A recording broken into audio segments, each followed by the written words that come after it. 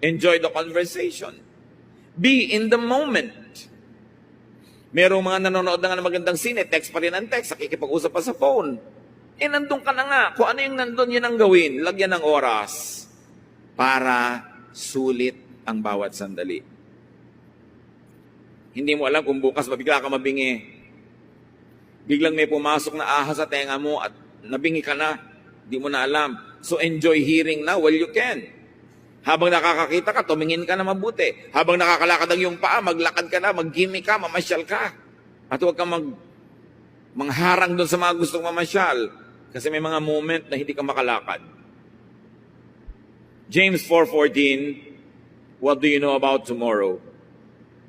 How can you be so sure about life? It is nothing more than just mist that appears for only a little while before it disappears.